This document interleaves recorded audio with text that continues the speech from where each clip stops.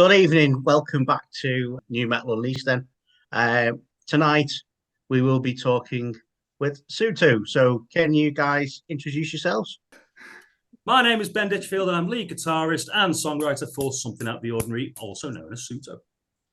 I am Gareth. I'm rhythm guitarist, co-write some songs, and I am also in the band known as Sooto. My name's Holly. I'm drummer for Sooto. What else do I do? I hit pots and pans. I'm not better than the last one, no. You should probably mention the other two that aren't here. Yeah, we also have our bass player Ed and Shannon, who is our vocalist, but they sadly couldn't be here today. So you've got us three lovely reprobates here today. Woohoo! Very good. So can you just give us a brief outline of the history of the band and tell us how we've got to the point where you're at now? Oh, God. I'm actually the only one of the three of us here that was actually part of the original band practice. So we actually started off with a little bit of a different lineup. And then it was just the odd band practice every now and then. We didn't really have a direction. And then we kind of stole Ben from another band that he was in. And then we progressed rather rapidly because Ben was massively more talented, and he still is massively more talented than the rest of us in terms of songwriting skills. So he helped us he basically wrote all the songs himself. We had little bits like, I like that. That was a good bit. That was our contributions in the early days. We've had a couple of singers. They've left for various reasons, whether it be health complications or just going to university or whatever. And then the band as the core we are now is the five of us. And we started our first couple of gigs for Fozzy. That's basically where everything started from. And we shockingly won the 2011 Battle of the Bands. I still can't believe we won that because we were getting some really stiff competition that year. I was trying to think earlier as to who was in that final. Probably people that around the metal scene will recognise the name Zebedee, because you were against Zebedee in that final. They were not happy that we won. And you know what? To be honest, they're a phenomenal group. They could go on tour anytime they want. Yeah. Songwriting was great. Stagecraft was great. Surprised we won that. But we were young and full of fun. Popular. That's what it was. Yeah. I don't know. For me, I think the music that you write is kind of it strikes a chord with quite a lot of people in the audience. They all seem to come and watch you. They'll all come back to the next show when you say you're playing. And what we should probably mention here is the fact that you haven't really gigged for about 8 years until I asked you to come and do my 40th birthday party. That's basically it, yeah. And you came back from that and you had people that travelled like halfway across the country to come and watch you. I think you should probably go around and tell everybody who's in what town now. So I currently live in South Yorkshire between Sheffield and Rotherham. I think Shannon's still in Manchester? Yeah, Salford, I think. Salford, yeah. Ben, you're based where nowadays? Is it still Broughton? Broughton. So not too far from original. I'm in Telford. I've been here for 3 years. Moved because of my fella's job, which is absolutely fine. His job was a bit more difficult to find than mine, so I was like, yeah, let's move. Let's buy a house. So we did. Sensible adult things. And Mr. Davis lives around the corner from me, which I only found out 2 years ago. Me and you, Ben, have known each other for what? Nearly 20 years at this point. Oh, mate, what? We've been in a band together for over 10, and you only just discovered that the bass player lives around the corner. Oh, fucking hell, mate. So you're a very close-knit group then, yeah? Oh, yeah, you can't get a bad thing between us, honestly. We've all known Gaz since he was a small boy, and that was a very long time. He was never a small boy. He was born at 6.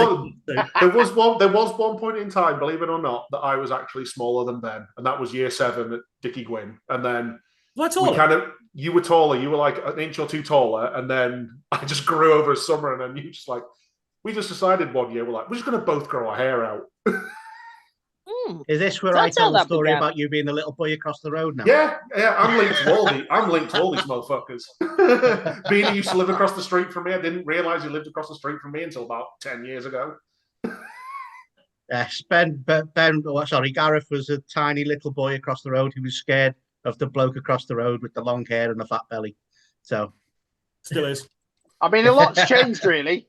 He's no longer the short. He's no longer the little short boy because he's like 6'8". 6'8". 6'8". I'm 6'8".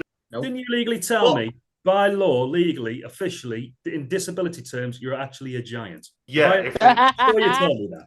if they hadn't got rid of the giant laws a couple of years ago, I would legally be classed as a disabled giant. Yes. You've missed out on a form of income there, Gaz. Absolutely. Right?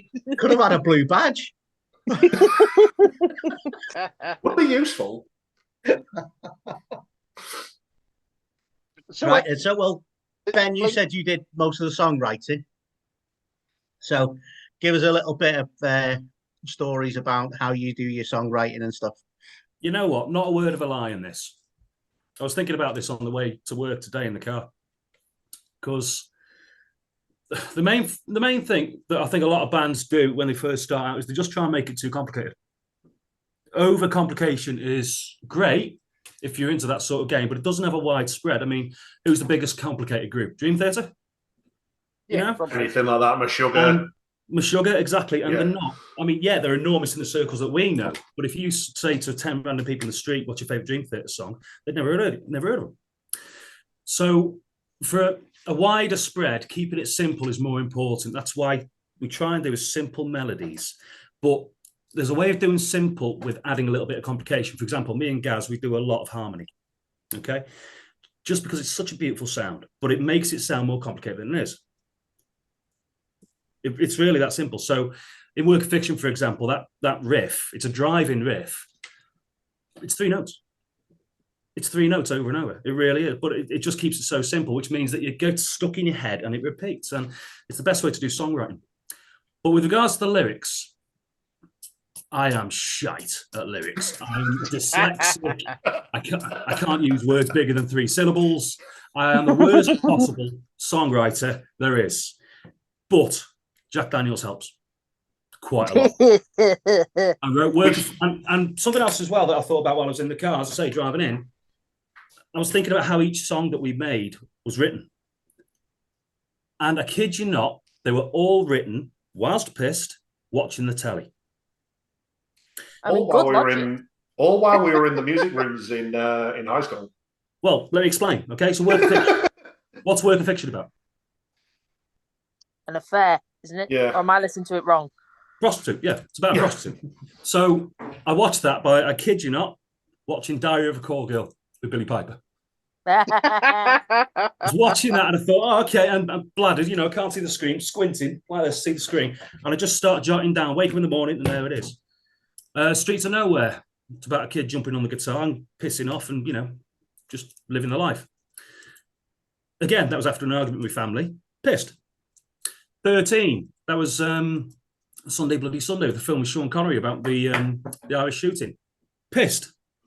15. I just want to clarify, any songs I've co-wrote, I've not done well under the influence of alcohol. Exactly. I mean, I was Gossamer about to Wings is say. absolutely beautiful. I couldn't write Gossamer Wings because there's too many. Yeah. words. I don't know. I still don't know what Gossamer is. It means soft, velveteen. Oh. I nicked it from Devon Townsend, all right? You want to go straight to the influences? I nicked that word from Devon Townsend. Don't put that in the edit. Yeah. Yeah, stay in. Yeah!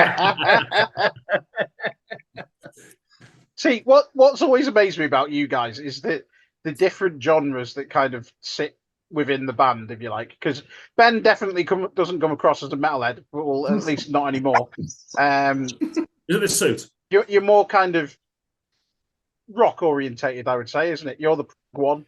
You kind of like proggy stuff. Gaz is the metalhead. Holly is into probably more jazz than anything else. Funk and disco, Foz. Come on. Funk, disco, and jazz, maybe. Ed's funk, Ed's quite funky. and Shannon's into like all sorts of weird psychedelic music and EDM and everything else. So we do have weird little, mishmashes of things in the songs. but usually we just turn the guitars up really loud and play really, really loud. I think we're all metalheads at heart, aren't we? Yeah. Like we all love what we do. I mean, I'm a massive Thin Lizzy and Queen fan, always have been. I think we've all got that sort of oomph in us that likes writing stuff and playing stuff like that.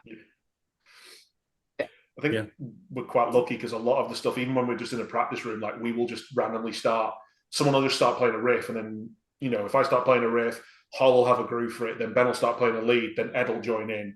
And it just kind of all naturally, organically happens. It doesn't matter what style one of us starts playing something in, we all start kind of just sinking into that. And I think that's why. I remember that back in, what was it, probably August, after I asked you to do my birthday party. I mean, bear in mind, these guys had 8 years between gigs. They walked in, set their instruments up, Ben started playing a riff, and then they all slowly just started joining in and played the whole song.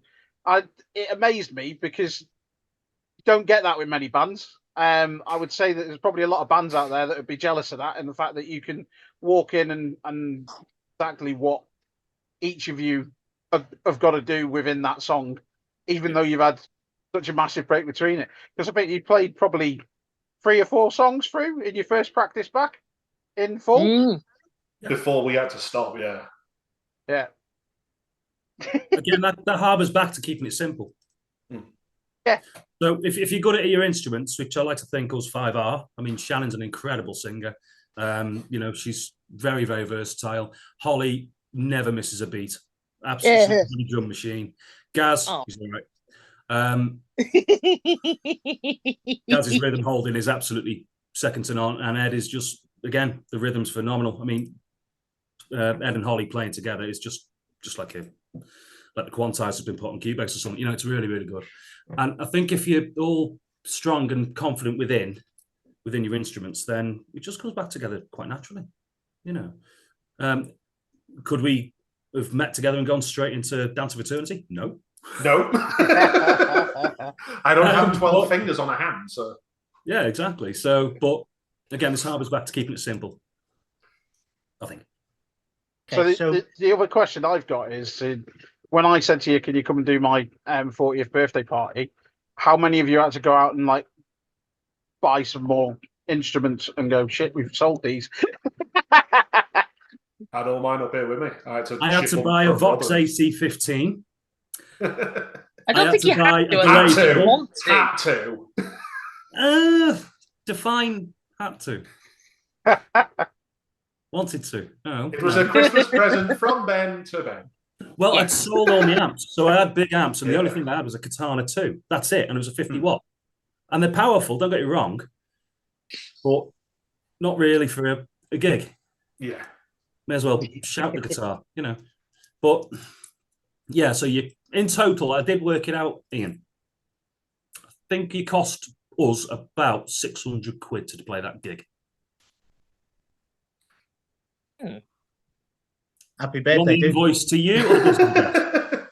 And that was but off the back of that, we can now say that from that we thought it was a really good idea to make you headline the outdoor stage at Pentre Fest on the Saturday night, which there's actually a really nice link to that, is because me and Gaz obviously go to Bloodstock every single year. We had a guy, Keymo, who was big part of our group. He used to come to every kind of gig with us, and this year we called it the Keymo stage. So I think it's actually really fitting that Gaz gets to play the Keymo stage as the headliner for the first year. Yeah, it's going to be weird though, because isn't it like it's all acoustic bands and solo artists, and then it's us. So the plan was originally acoustic stage. Let's have a bit of fun. Invite the bands that are playing, come out there and just do a set. And it worked for a couple of years. We had Dan did a couple of acoustic sets for us from Reaper. We had the guys from Pollution doing stuff, and obviously twice we've had Sodomized Cadaver do acoustic sets. But it's kind of evolved a little bit now, and it's not so much an acoustic stage, more as just a second stage. We'll have acoustic acts on, but if we've got an act that we want to put on that probably doesn't really fit in with the whole ethos of, not so much metal, but just bands that are just a little bit out there and probably don't sit comfortably on there. But at the same time, we've had the likes of Cadence Dwyer, who won our Metal to the Masses, play it. What's his name from Mad Spanner? He did his first his comedy gig for Mike. us on there. So Mike. So it gives us just that little bit more scope without it just being an acoustic stage, which it certainly isn't this year. So it's quite a nice link actually. That we've got 2 members of Sooto who are actually stepping out of the band to do solo sets, and to have Holly doing her Mrs. Gizlo stuff. What essentially is a rock and metal set. Tell the Ed's doing a set, please. It's going to be. Oh, Holly's doing Mrs. Gizlo, aren't you, Hol? Yes, I am. So tell us a little bit about that then.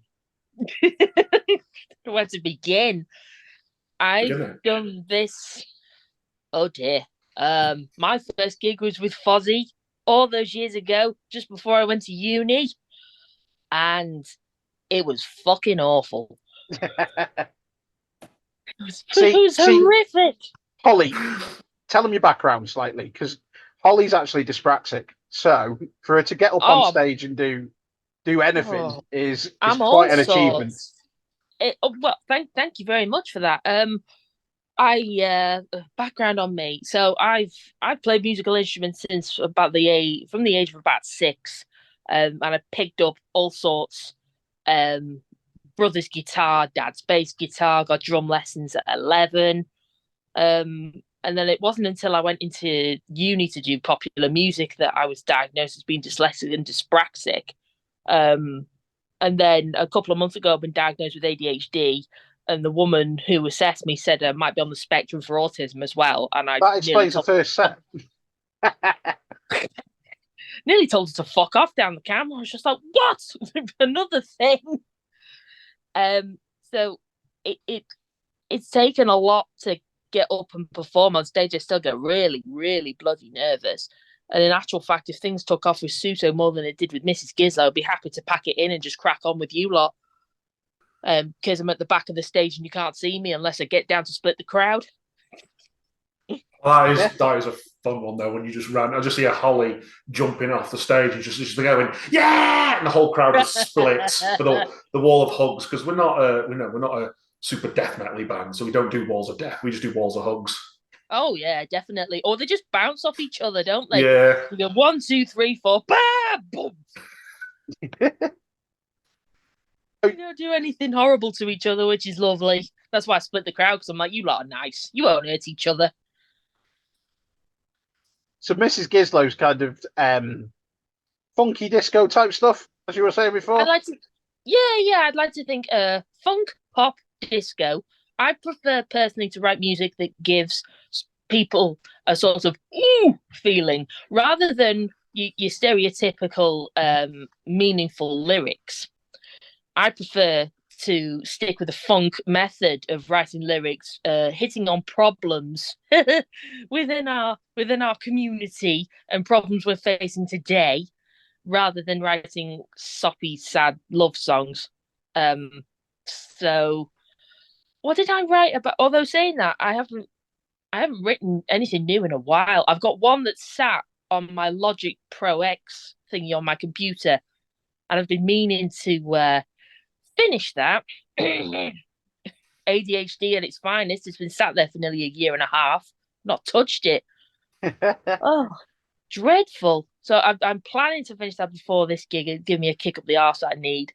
And I just prefer to write something with a proper sort of groove to it. And the lovely Ed from Sooto has written a good few of my bass lines. I've told him to play something in like a slap rhythm at 140 BPM in D minor, drop D, and he's done it. And I've used it like building blocks and cut out what he's done and glued it all back together. And I did the same for one of my tracks when the lovely Mr. Ditchfield wrote a guitar solo for me. Didn't you, Benjamin? I did. As you can He tell, did a lovely job. Putting dive bombs in, which I don't think there was not enough tapping. It's cowbell or tapping, and this one had to. Oh, got 10 minutes left. Oh no. Oh. I think from the extra sets of you guys sort of stepping out of Sooto and doing your individual stuff, it'll be nice to see what you do sort of separate to Sooto, but then see the full band come together at the end of the Saturday night. Yeah, for me, it's going to be quite exciting that although you said that you weren't a band anymore and that you were kind of like moving away from it, you're now going to do Metal to the Masses for us as well. Can't wait. I think with that, I mean, we never actually split. It wasn't. It was a hiatus. It's basically yeah, what it there was was. no falling out. There was no. It was just one day. Everyone went to university. Everyone went their own separate ways. There was no word on it, no plan, no nothing. It just sort of happened because we're all 18, 19 at the height of Sooto. And then that's obviously uni age. Gaz buggered off to Yorkshire. And, Holly, where did you go to originally? I went to Cardiff. She went even further away than me. I did. That was only purely circumstantial. But now we've all got driving licenses or, ways of getting around. Apart from you, Butch. Yeah, I'm on the train. That's what 1/10 of the cost of getting to Fozz's was literally 60 quid from me to get the train to and from. Just 60 quid. Bastard. I think So there's natural kind of hankering here for a big fee for playing the stage, aren't they? Well, there's two things I want to touch upon before we head. And the first one is obviously we've talked about, the others stepping outside the band. Guys, you actually stepped outside the band and managed to get yourself on a Bloodstock stage. Would you like to talk about that for a minute? Yeah, I can do. So it was me and the lovely Rob from Thrasher Tui. Basically, it was a boiling hot. I think it was the Thursday night, and we were just sat in camp. Foz was there. I think Beany, you were also there. And we basically got a call from Dave from Severanth, and he went, "Yeah, lead singer's got, bad, the world stops disease that begins with a big C. Can you do you know anyone that's going to cover?" And me and Rob went, "I can do it, but I can't do the singy bits." And I went, "Well, I can do it, but I can't do the screamy bits." So on 12 hours notice, we had to basically try and learn Severance set. I was then in bed really early that night, woke up, nervous as hell, ran to the stage and went, "Hiya, I'm covering for the vocalist of the next band." And they went, "Yeah, that sounds plausible." And then luckily enough, Dave was there and he went, "Yeah, he's with us." Went in and oh my God, it's going on that stage was terrifying. Like being on stage with you guys is easy because I know I'm in the hands of people that I've played with for a long time. On 12 hours notice, doing a set in front of 700-800 people, I think it was nuts. We only did one song because they'd worked the rest of the set out to be instrumental.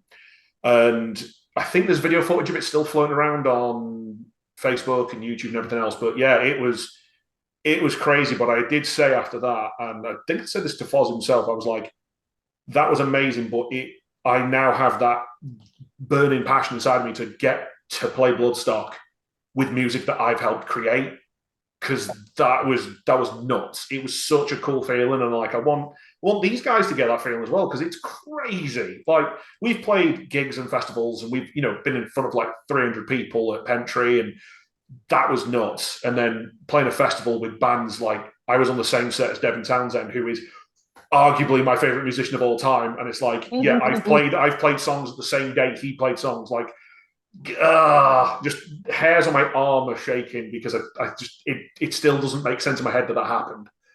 And yeah, that's it. I want to do it again. And hence us bullying you into doing the Metal to the Masses this year. I mean, inviting you, not bullying. Friendly coercion. The last thing I want to talk about is obviously because you guys have a massive history with Fozzy, going back to way before me and Fozzy got together with the new metal thing.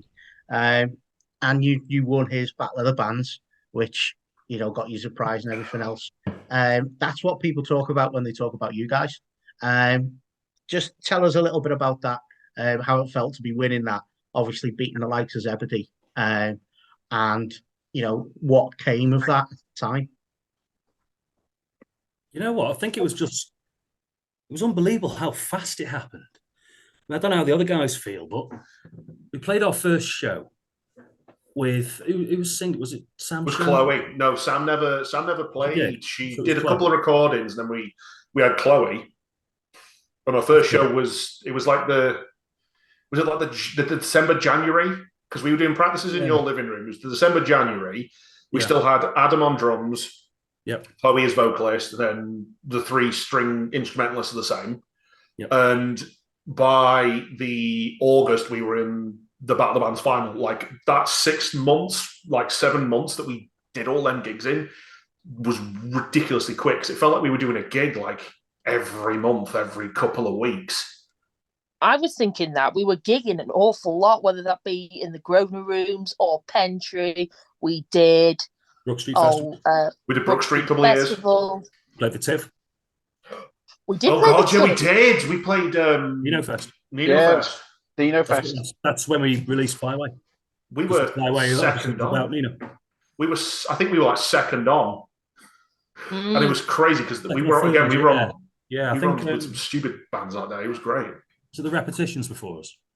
No, they were on like Super Lakes. It was them, Dredrick Tatum, and Repetitions in the House represent. It was like them, Dredrick Tatum, and Stockhouse to Moscow, and Severanth were headlining. Yeah. Oh yeah. But yeah, with everything, it just happens so quickly. I mean, you start off as a group. I'll tell you the weird thing. Within a year, because I think that first Battle of the Bands, I don't think we got very far, if I remember right. It was the second one that we got further. No, it was the first one. We only did the first one. What I think Ben was trying to say was the process from when we started to like when we were in the Battle of the Bands final, it's a blur, but we were all teenagers. Like we had nothing but time, and like every practice we did, we'd always come up with something new. We always felt like we were getting stronger and stronger, and it massively helped that we all got on, and we were all like, we didn't, we were all. I don't think any of us had a job. I think Ben was working at a bar at the time. None of us really had any jobs, so all we could do was just sit at home and practice, go to the practice rooms, borrow a couple of quid off my mum, go to the practice rooms, get picked up, dropped off like once or twice a week. And that was it. And we did a lot in that. I think the Battle of the Bands, I think by the second year Fozzy was doing the Battle of the Bands, we weren't in it because we won, so we weren't allowed to play the year after. And then me and Ed went, well, we're just going to form a temporary band and see how far we get. And then we won that one. You did. Archangel.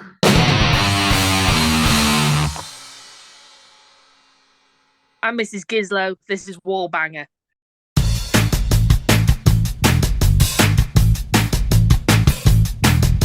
I used to have problems getting attention my way, and I'm at the top of my league, and now I'm here to stay.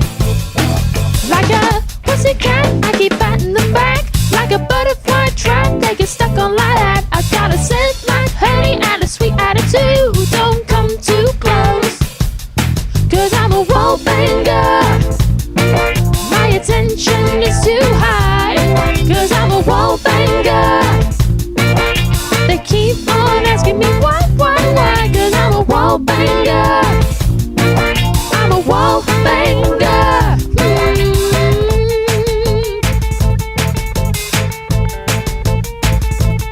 I got knocked down quick by other players like me. They say you got no chance, and now they all glance at the girl they wanna be.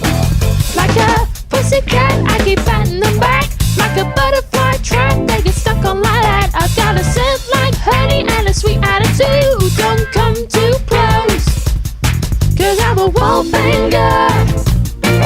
My attention is too high, 'cause I'm a wall banger.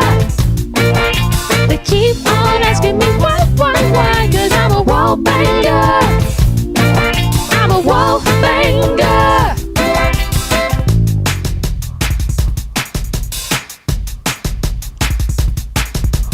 You ain't murdered a word to me in years, and now you're down on your knees on your faking it is, I've got a guy who is fly, who treats me like a queen. There ain't no messing, no fussing and guessing, he's squeaky clean. So next time you pick up your bat to make a swing, just think about the girl who's trying to catch your thing. Pick up your bat, boy.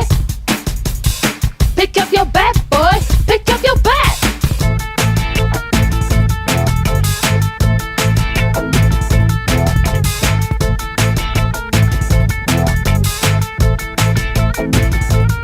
Cause I'm a wallbanger. My attention is too high. Cause I'm a wallbanger. They keep on asking me why. Cause I'm a wallbanger. I'm a wallbanger. I'm a wallbanger. My attention is just way too high. Cause I'm a wallbanger. They keep on asking me why. Cause I'm a wallbanger. I'm a wallbanger. I'm Ben from Sooto. This is Work of Fiction.